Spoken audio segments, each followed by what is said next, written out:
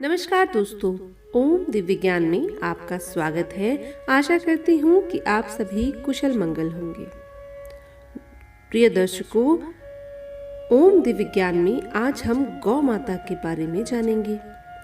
समुद्र मंथन के दौरान बहुत सारी दिव्य चीजें समुद्र से निकली थी, जिसमें से गौ माता भी एक रत्न थी। देवताओं ने गौ माता को पृथ्वी पर भेजा ताकि जन कल्याण किया जा सके। आज के प्रसंग में हम जानेंगे कि किस तरह गौ माता की कृपा से किसी का भी भला हो सकता है। यदि गौ माता आसपास हो तो कोई भी निरोगी हो सकता है, कोई भी रोग दोष कट सकता है। आज के प्रसंग में एक कोयल की जान कैसे गौ माता द्वारा बचाई जाती है, यही हम जानेंगे। दोस्तों, यदि आप हमारे चैनल पर नए हैं तो कृपया हमारे चैनल को सब्सक्राइब जरूर कर दें, ताकि आने वाली वीडियोस आप तक सबसे पहले पहुंच सके। एक समय की बात है, एक जंगल में कोयल और उसका परिवार रहता था। कोयल अपने तीनों बच्चों के साथ, अपने पति के साथ जंगल में बहुत आनंद से जी रही थी। पर कुछ समय बाद कोयल की तबीयत कुछ खराब होने लग गई। अब कोयल अपनी तबीयत के खराब रहते न तो अपने घर को देख पा रही थी, न अपने बच्चों को देख पा रही थी।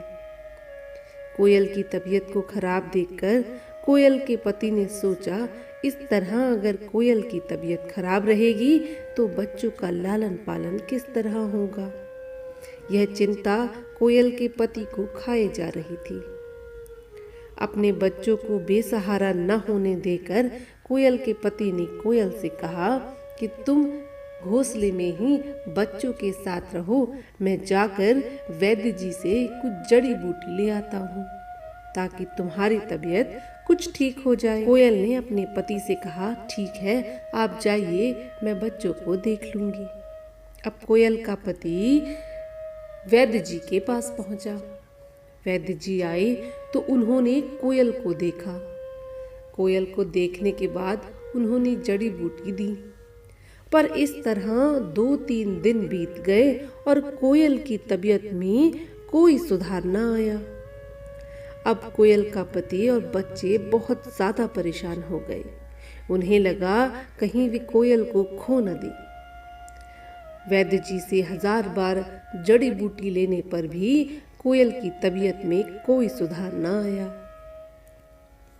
अब कोयल का पति बहुत परेशान एक जंगल के पेड़ की डाली पर बैठे सोच रहा था कि अब क्या किया जाए।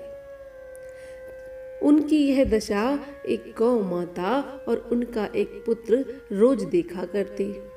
अब उन्हें यह समझ नहीं आ रहा था कि यह कोयल इतनी बीमार क्यों है। अंत में जब कोयल के पति ने राज्य वैद्य जी से पूछा तो वैद्य जी ने कहा, अब कोयल को बचाने का सिर्फ एक ही मार्ग है। कोयल के पति ने कहा, राज्य वैद्य जी, आप जो भी बताएंगे सब कुछ मैं करने के लिए तैयार हूँ, आप बस उपाय बताइए।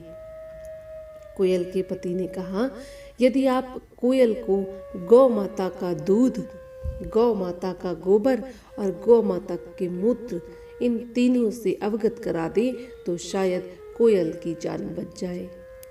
अब कोयल का पति यह सोच में पड़ गया कि यह तीनों चीजें कहाँ उसे मिलेंगी। तभी कोयल के बच्चों ने कोयल के पति से कहा, पिताजी, कुछ ही दूर पर एक गाय रहती है, हम चाहें तो उसके पास जाकर यह सारी चीज ला सकते हैं। कोयल का पति गौ माता के पास पहुंचा। उसने गौ माता से प्रार्थना करी कि हे माता, राज्य वैद्य जी ने आपके बारे में बहुत प्रशंसा की है, कृपया मेरी कोयल की जान बचाने की कृपा करें। कोयल के पति को इस तरह विचलित देख गौ माता ने कहा, पुत्र, तुम्हें जो भी चाहिए तुम ले सकते हो। तो गौ माता ने अपने दूध, अपने गोबर और अपने मूत्र का कुछ कुछ भाग कोयल के पति को दे दिया।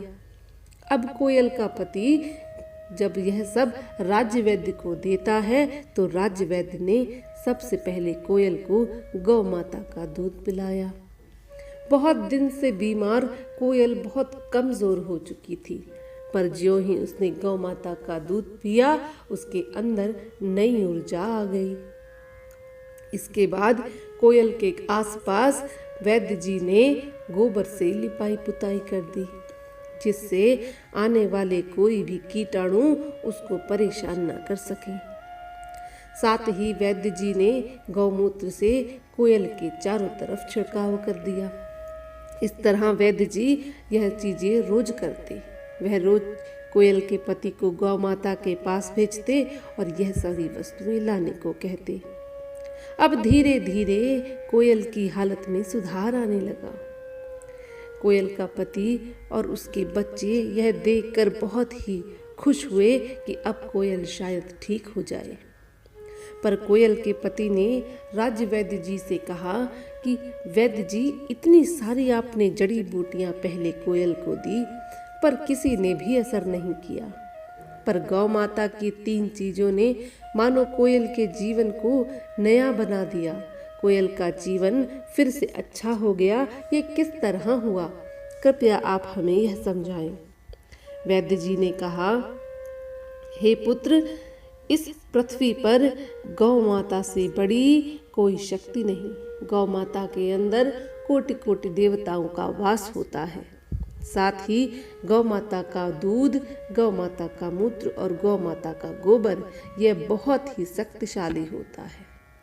अगर आयुर्वेद चिकित्सा में देखा जाए तो इन सभी चीजों से इंसान का शरीर, जीव जंतुओं का शरीर निरोगी हो जाता है।